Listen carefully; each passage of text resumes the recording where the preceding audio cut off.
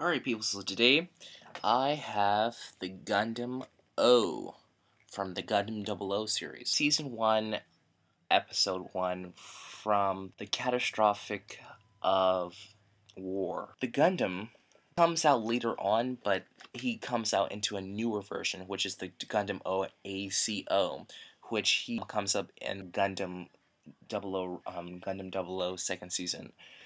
If you watch Gundam 00 series, then you know that the Riser battles off the Gundam Reborn, which is a pretty tight, awesome scene. Similates to Dragon Ball Z, Naruto, and other things like that.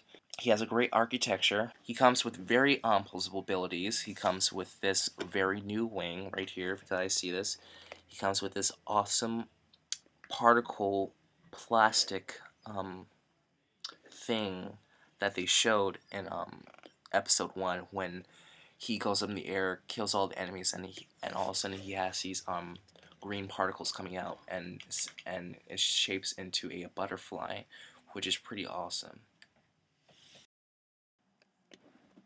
Alright, so inside the box we have the parts from the Gundam O, all the parts. We also get some extra white parts, and also he comes with the plastic thing, and we get the manual. Pretty straightforward. Shows you the effects that he sorry, not effects, the poses, some of the artwork. There's Setsuna F. Seiya when he's in the battlefield, and yeah. And like I said, here's the second season from the Gundam Below. Same design, but in a newer way. And yeah.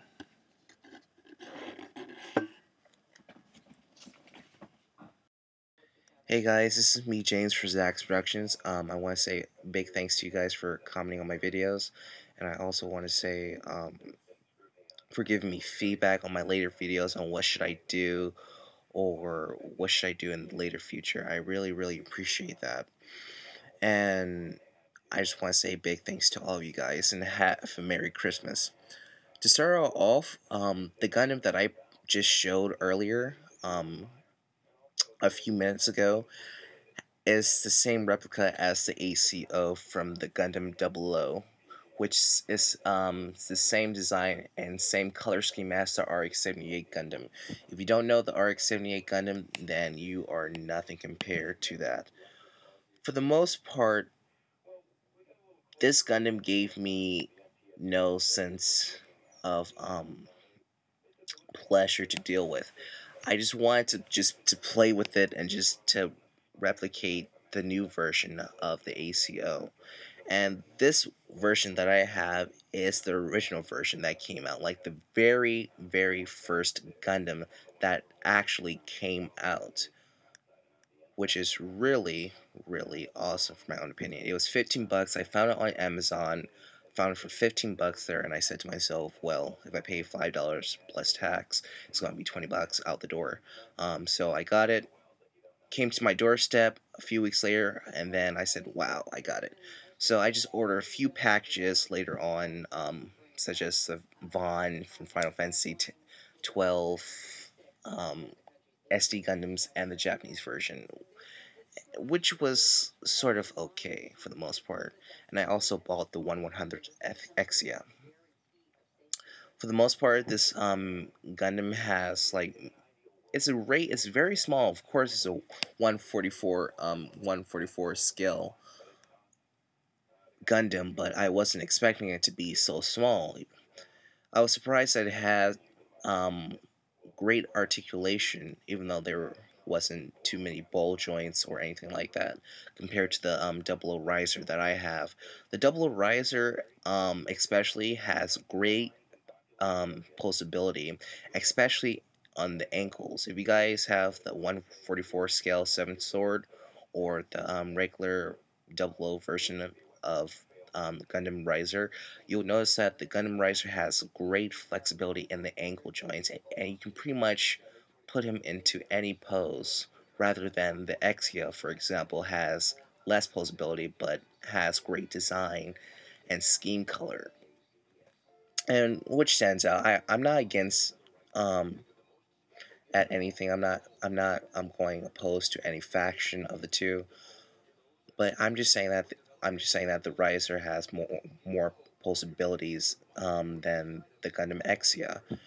And this Gundam, for example, has many great possibilities, such as the ankles, the shoulders, and what was standing out the most was the wings that I got out of the box, that the wing set, which stand out. And I'm sure it's in the box somewhere. Well, it's in my box now, but it was just standing out so far, just standing out, just as if it was shining light shining upon it or something like that.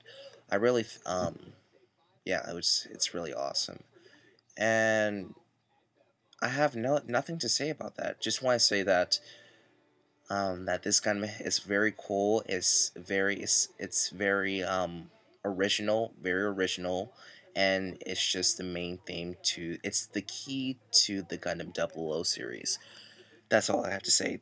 This Gundam is the key to the Gundam 00 series for the most part. Yeah. So to put all out, the Gundam. I also wanted to say that this Gundam. I remember a few years ago that I used to play with Transformers most of the time, and Transformers has given me the idea of playing robots all the single time. I didn't actually got into like human figures such as GI Joe or Power Rangers. Well, I got into Power Rangers a little bit, just a tiny bit, and I just bought one figure from Power Rangers, and then I just started to quit. For the most part, I was just playing Transformers, RID Transformers. Those were like the bad. Those were just wonderful back in 2000, and I just started to play with them. I used to compel my mom to buy me Transformers, even the older versions from the 80s. And they even had, I remember having Thundercracker for the most part from the 80s came out in Walmart, which was pretty exciting because I never played with a, um, a 80s Transformers before. Now I have, but earlier um, in my ears, I haven't. And it gives me a sense of how each character evolves into a newer version. Like you notice that the Exia has is like the basic foundation of, even though Exia is one of the great foundations of the Double O series came out to transform into came out in season 2 to transform into this super wonderful Gundam. And you never know what Bandai is going to do with their Gundams. You never know they're going to transform them. You never know that they're going to become into an evil person. You never know. It's just ambiguous to the viewer at first, or to the viewer, because Gundams are they're very hysterical for the most part, if you know what I mean. And what I mean about that is that the Gundams carry out like a U.S. history type of deal, like the government, how it's situated, what factions they're doing there. It's not just about fighting, and there's very few TV shows or Gundam series can even execute that. Like for example, if you guys watch the new episode 2 of Gundam Unicorn, you notice that the Gundam Unicorn has way has a great way of giving out a great plot. And for my own reason, I saw like comments everywhere on the website or from people saying that, dude, you should watch episode 2 of the Gundam Unicorn. It's really awesome, really, really awesome. It's like the original story of the Arc 78 Gundam. I said, "Wow, really?" And they said, "Yeah, it's really, yeah, really, really. You should watch it." So I took a look at that because I knew that I watched the first one and it blew me away. The second one even blew me more away. It was just, especially when you have like 2 hours or an hour long episode. Like, come on, what kind of episode would do that? Like, this is like the first franchise to even execute their limits to go beyond that. Um, I'm tired at this moment.